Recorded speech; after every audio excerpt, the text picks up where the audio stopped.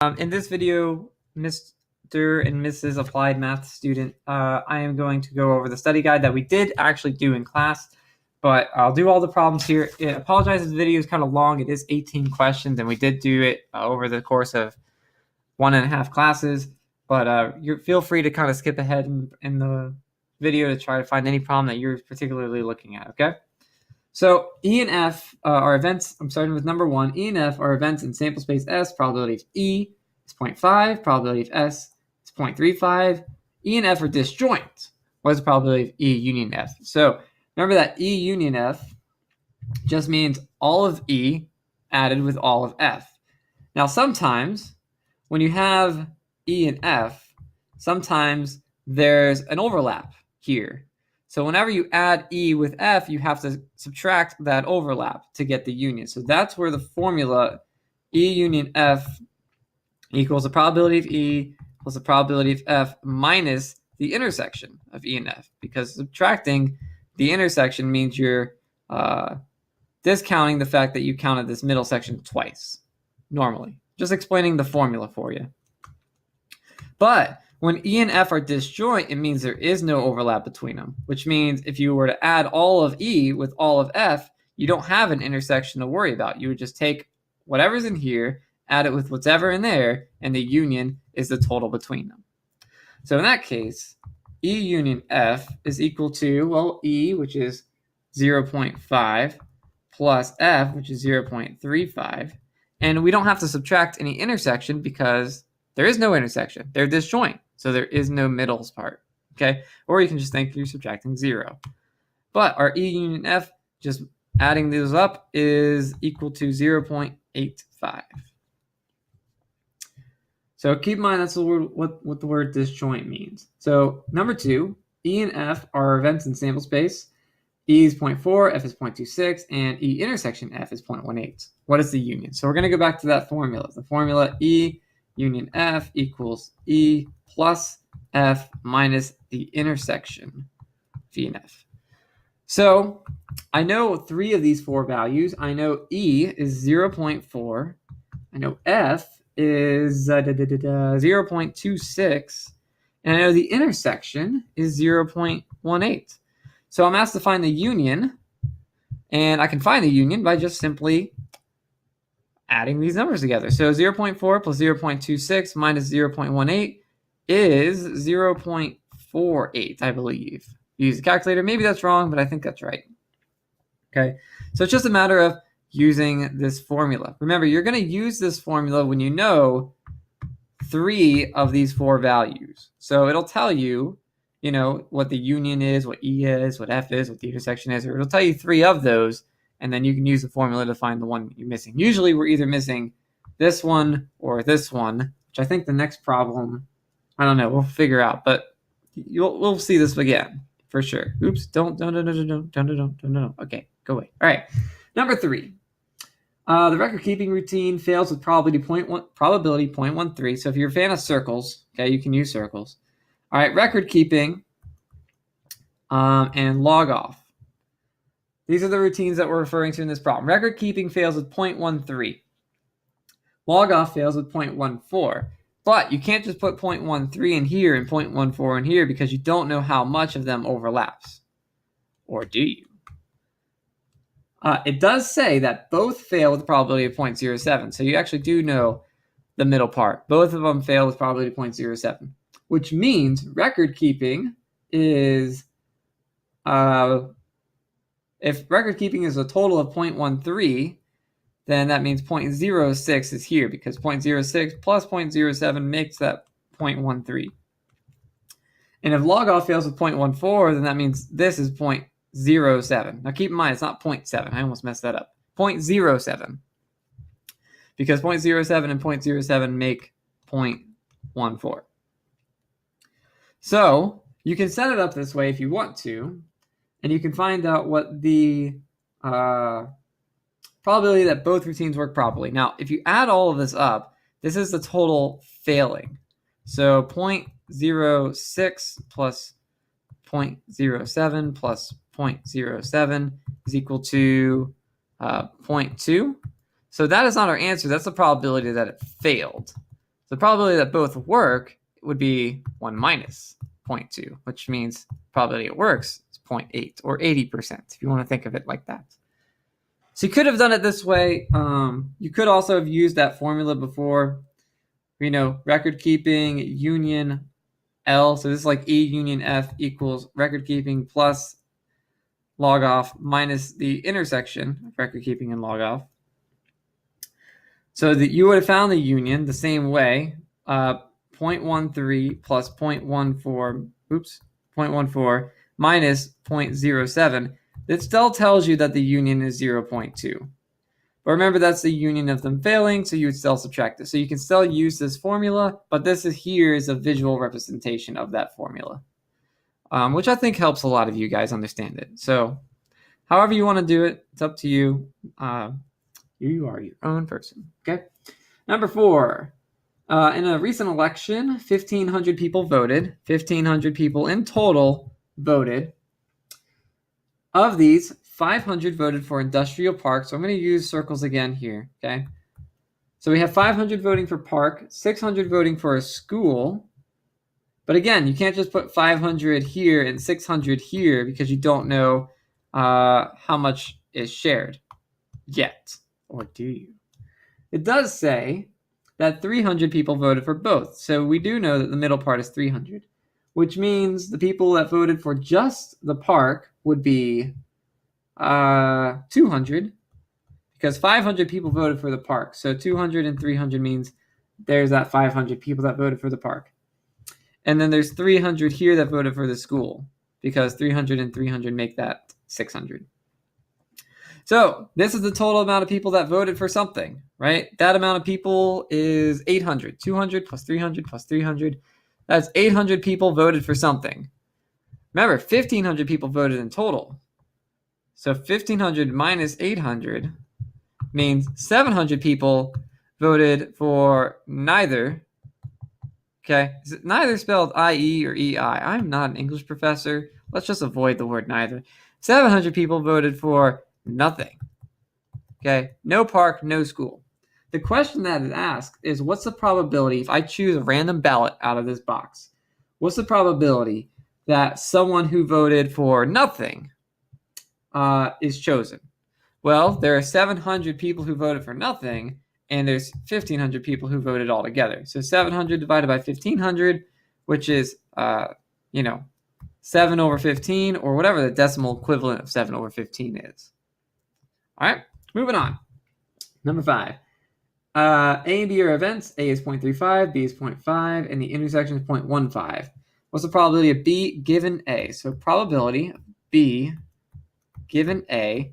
Remember that this formula is the probability of the intersection of A and B over the probability of whatever appears second in this. So we're given A, which means we're going to have the probability of A at the bottom.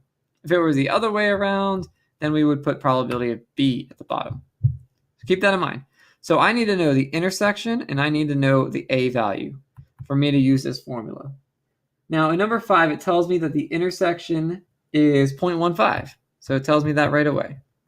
And it tells me that A is 0.35. So just calculate that probability. I believe it's, as a fraction, it's 3/7. As a decimal, I don't remember what that is. But the important thing is making sure you use these numbers correctly, okay? Number 6. So we're asked for the probability of E given F. So same formula. We need to know the intersection of E and F, and then we'll divide it by the probability of F. The intersection is always on top, and then whatever second appears on the bottom. So I need to know the intersection, and I need to know the probability of F. I already know the probability of F is 0.5. But what I don't know is the intersection. It tells me the union of E and F is 0.7, but that's not the intersection. So we're going to use the other formula. E union F equals E plus F minus the intersection. We're going to use this to find the intersection. So I don't know what the intersection is, but I know that the union is 0.7. I know that E is 0.4, and I know that F is 0.5. So I don't know what E intersect F is, so that's what I'm going to try and figure out. So if I work this out, I have 0.7 equals, when you add these, you get 0.9 minus x. If you subtract 0.9, you have negative 0.2 equals negative x. So the negatives kind of just counterbalance themselves, right? So really x is just 0.2. That means the intersection is 0.2. So I'm going to put that back up here, and I can finally finish the problem. 0.2 divided by 0.5 is 2/5, or 0.4 as a decimal, whichever version you need to use. All right, number 7. 40% of the classes taught at GSU are taught in social sciences building, and of these, 1/2 are in large lectures. Of all classes taught at GSU, 60% are in large lectures. What is the probability that a student who is enrolled in a large lecture class has that class in the social sciences building? All right. So, let's set up a tree. We don't really need too much of this tree diagram, but it helps a little bit. We have social sciences building and we have other buildings, I guess. Right? Of these, there's large lectures and small lectures. Now, technically, this part of the branch down here exists, but we're not really going to use it in the problem, but it is kind of there. So, social sciences, what does it say? It says that 40% of the classes are taught in the social sciences building.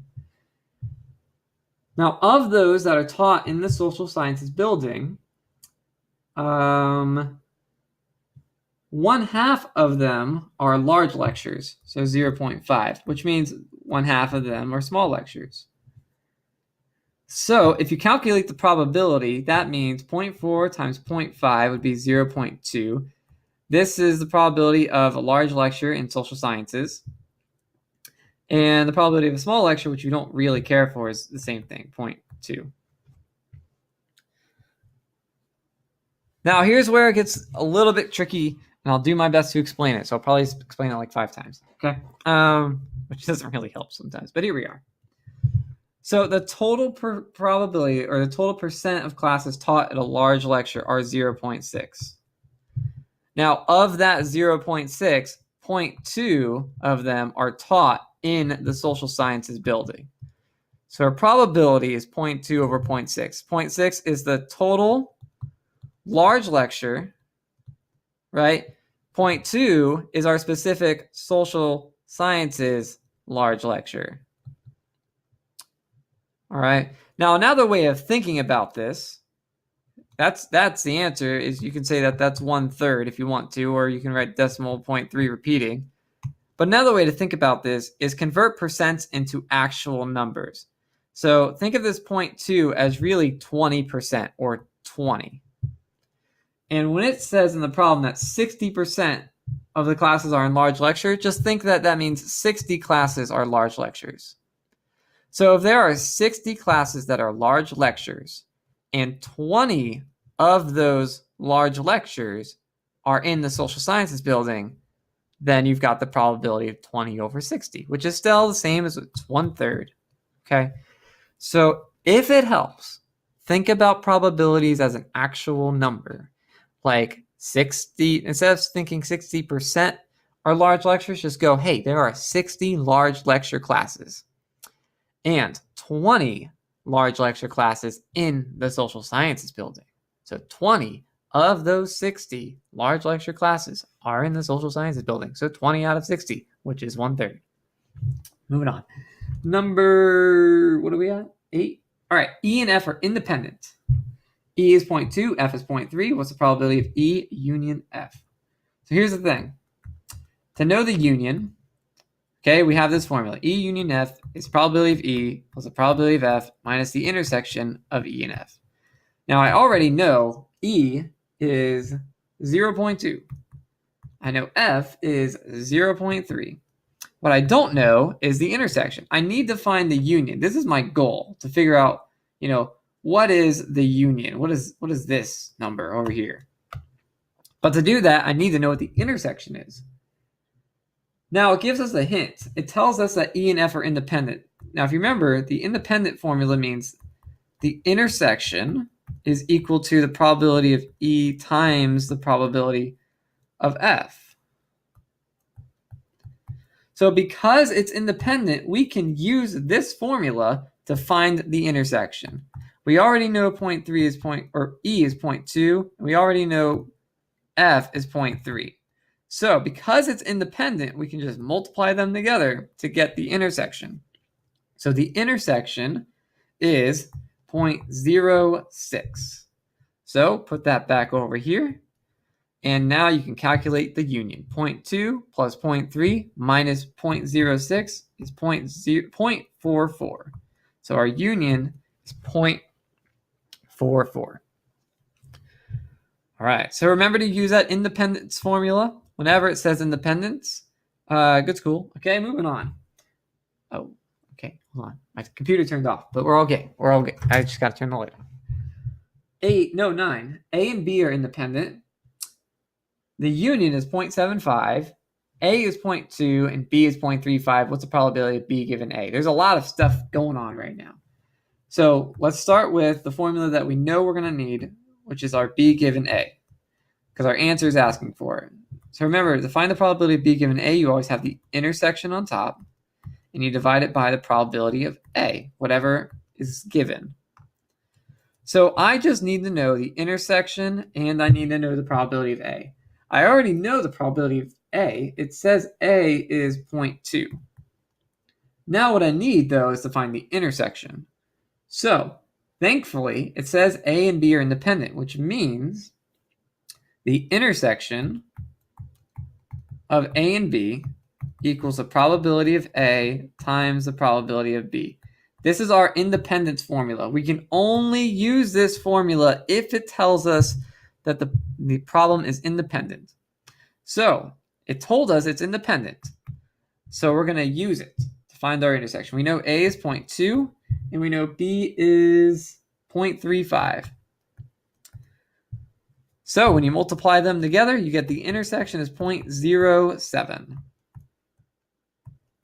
So we know the intersection. I put it back in that formula I started with originally.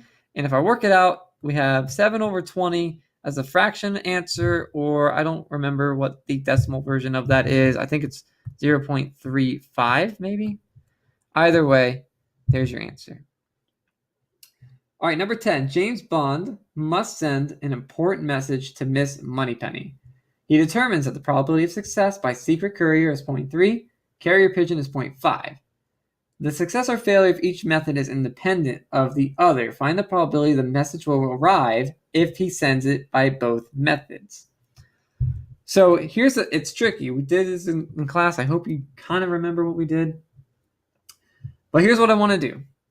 If I want to find out if the message was delivered, then there's 3 ways that could happen. Either the courier, secret courier delivered it, and the pigeon didn't, or the pigeon delivered it and the courier didn't, or both of them ended up delivering it, right? That's the probability of that message successfully going through. What I'm going to do is find the probability that neither message went through, that neither of them succeeded. Because if I can find the probability that neither of them succeeded, right, 1 minus none of them pass, then that means whatever would be left is the probability that it succeeded. So let's say that there's a 20% chance of neither of them working. If there's a 20% chance of neither of them working, then that means there's an 80% chance that the message successfully went through, either one way or another. So I want to find out what that probability of them failing is. That'll just make this a little bit easier. So the probability of them failing, now the success for courier is 0.3. That's success, which means failure for courier is 0.7. The success for pigeon is 0.5, which means the failure for pigeon is 0.5. So this is my probability of failure. Now it says that these events are independent. So if I want to find the probability that both fail, that's the intersection, that the the courier and the pigeon both fail, this intersecting that, well, that would be, since it's independent, it's just the probability of each of them multiplied together, 0.7 times 0.5. So the probability that both of them fail is 0.35. So if there's a 0.35 probability of them failing, then there is a 0.65 probability that one of the messages went through. That's the easiest way I can do this problem. It's very roundabout and it's very tricky, so it's something you might want to just rewind and watch again a couple times. So good luck to you. But you'll get a problem just like that on the test tomorrow. All right, number 11, a tree diagram. As you can see, the tree diagram is set up so we have X and Y, which is 0.8 and 0.2. And we have A and B, which is 0.4 and 0.6. So I'm asked to find the probability of A. So that means I need to know how often that A occurs and how often this A occurs. So to find that, we multiply the branches. So 0.8 times 0.4 would equal something. 0.32, I think, maybe. And then 0.2 times 0.4, which equals, I don't know, point something. No, it's point, oh, I messed that up. This is 0.2, and that's 0.8. I wrote it down wrong. My apologies. So we multiply 0.2 with 0.2, which means 0.04. So if you add them together, you get the probability of A in total, which is 0.36. All right. Number 12, a box contains 4 blue and 5 red balls. 3 balls are drawn at random without replacement, and the color of each ball is noted. What is the probability that at least 2 are blue? So let's draw a tree diagram. It's a very intense tree diagram, but here we go. We're going to draw red, or we're going to draw blue. My second draw is either going to be red or going to be blue. My third draw is either going to be red or blue.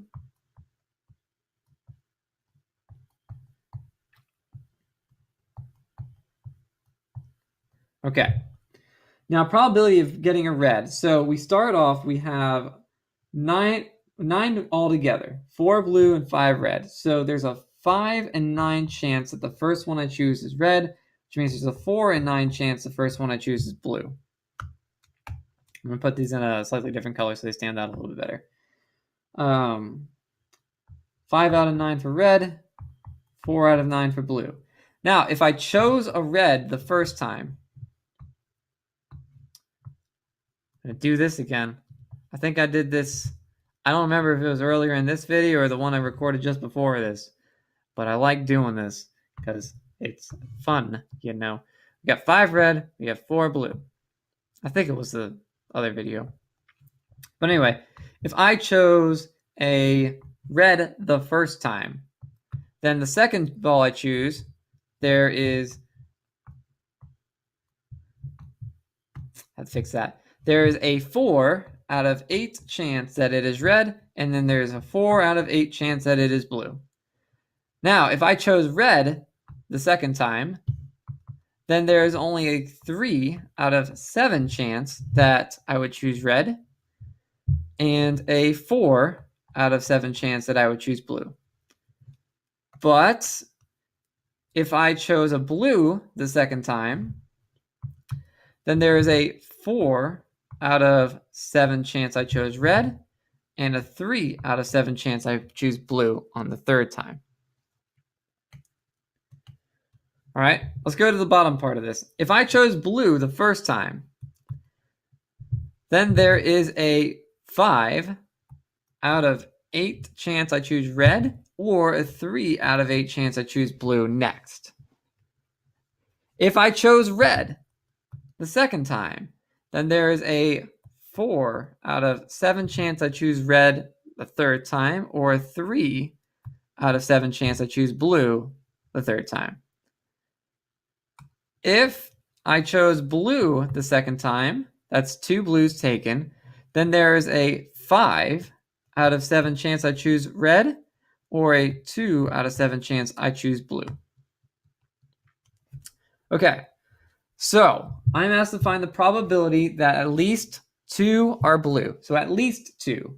So that means we would look at not this one, not this one, not this one, this probability, because that's got a red, blue, blue. Not this one, this probability, because that's a blue, red, blue. And both of these, because that's a blue, blue, red, and that's a blue, blue, blue. So those 4, I will add up all together. So to find them each individually, you multiply the branches out. So I'm not going to do the calculation because I don't have a calculator, but to do this, it would be 5/9 times 4/8 times 3/7, and you get some value for that. For this one, you would have 4/9 times 5/8 times 3/7. This one would be 4/9 times 3/8 times 5/7, and this one would be 4/9 times 3/8 times 2/7. So if you're wondering where I'm getting these numbers from, I'm just simply multiplying together the branches to each of those that lead to that end result. Now, once you get these 4 totals, which again, I'm not calculating because I don't have a calculator, but once you get all 4 of them, add all of them together to bring up a total, your final answer. And I think I wrote the answer down. The answer is 17 out of 42. Should be. But it's important to know how we get that. So do some math there, okay? Number 13. An unfair coin with probability of heads being 2/3 is flipped once. If it comes up heads on that first flip, then we're going to flip it one more time and call it a day. If it landed tails on that first flip, then we'll flip it 2 more times and call it a day. So what's the probability that a total of 2 heads comes up? So we have first flip, heads or tails. Now, if it lands heads the first time, then we're only going to flip the coin 1 more time, heads or tails. If it lands tails the first time, we're going to do 2 more flips. So 1 flip, heads or tails, a second flip, heads or tails. Now, the probability that we land on heads is 2/3. So 2/3, 1/3 tails. 2/3, 1/3 tails. 2/3, 1/3 tails. 2/3, 1/3, 2/3, 1/3. Now, what's the probability, it's asking, that a total of 2 heads comes up? So 2 heads would be this branch, not this one. It would be this branch, not this one, not this one, or this one. So just these 2 branches. So this one would be 2/3 times 2/3, and this one would be 1/3 times 2/3 times 2/3. So whatever you get for the totals on both of them, you would add up. I believe this one is 4/9, and this one would be 4/27. So when you add 4/9 plus 4/27, you get, I believe, 16/27, but maybe I'm wrong. I don't know. Okay, I think that's right. All right, number 14. A pair of fair dice are tossed. Find the probability that the sum of the 2 dice is 9, given that the sum is odd. So I like to draw out my dice because I like to see kind of all the probabilities listed. So there's the one die could be a 1, a 2, a 3, a 4, a 5, or a 6, and the other die could be a 1, a 2, a 3, a 4, a 5, or a 6. I'm going to fix my little box here, make it a little bigger. Now I'm only going to write the sums on the inside. So if I rolled a 1 and a 1, then the sum would be 2. If I rolled a 1 and a 2, the sum would be 3. If I rolled a 1 and a 3, the sum would be 4. 1 and a 4, the sum would be 5. 1 and 5 would be 6. 1 and 6, the sum would be 7. It's kind of like a song. You kind of make that a song. All right, 2 and a 1 would be 3. A 2 and a 2 would be 4. A 2 and a 3 would be 5. I think you kind of see the pattern here, right? 2 and 4 would be 6. 2 and 5 would be 7. 2 and 6 would be 8. So just going to keep going here. I'm going to fill this all out. That's a 4, 5, 6, 7, 8, and a 9. This would be a 5, 6, 7, 8, 9, and a 10. This would be a 6, 7, 8, 9, 10, and 11. This would be 7, 8, 9, 10, 11, and 12. So go back to the problem. It says, what's the probability that two dice, that the sum is a 9, given that it's an odd? So we already know it's odd, which narrows it down. There are 36 total ways here, 36 total different sums. Half of those sums are odd. You can count them if you want to. 3, 3, 5, 5, 5, 5, 7, 7, 7, 7, 7, 7, 9, 9, 9, 9, and 11, 11. If you add them all up, that's 18 ways to roll odd. So of the 18 odd ways to roll, there are only 4 ways to roll a 9. So 18 ways that we can roll an odd. 4 of those 18 ways to roll an odd are rolling a 9. So it's 4 out of 18, which is 2/9 if you want to reduce it. All right. Now I'm going to answer number 15 as well. Number 15 is like the same thing. What's the probability 2 dice is 6, given that doubles were rolled? Now, doubles only occur 6 times. So doubles are here: a 1 and 1, a 2 and 2, a 3 and 3, a 4 and 4, a 5 and 5, and 6 and 6. Those are doubles. There are only 6 doubles I could possibly roll. There's only one way I could roll a 6 as a double. So one of those doubles adds up to a 6. So it's a 1 in 6 probability. All right. Number 16, 17, 18 all take no time at all.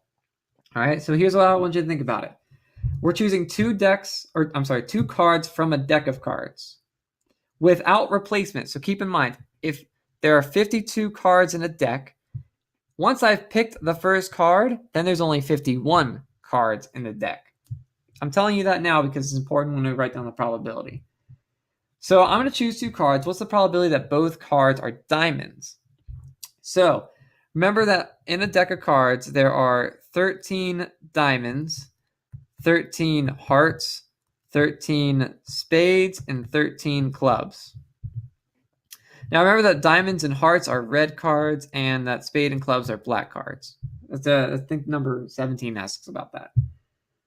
So if we choose a diamond, the first card, right, the probability of doing that is 13 out of 52, because of the 52 cards, 13 of them are diamonds.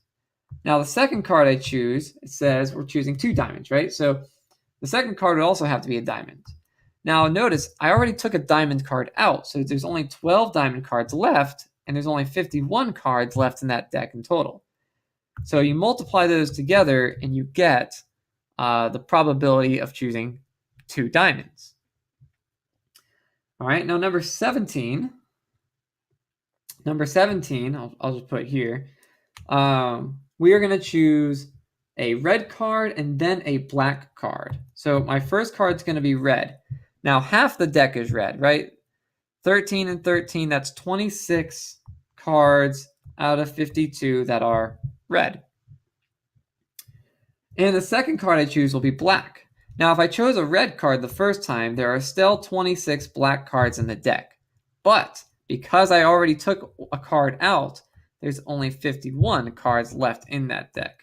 That's my second pick. So multiplying those together tells you the odds of picking a red and then a black card.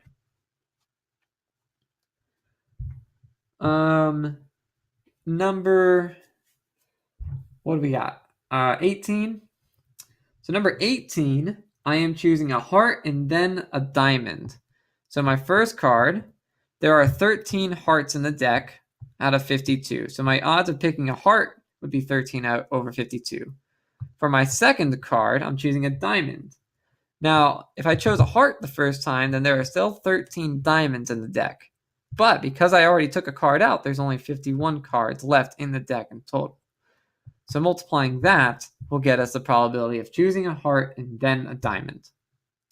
All right, so I'll let you do this math. You're just multiplying those fractions together. That's for number 16, 17, and 18. All right, I'm going to end the video. Hope it helped. Good luck on the test. Bye.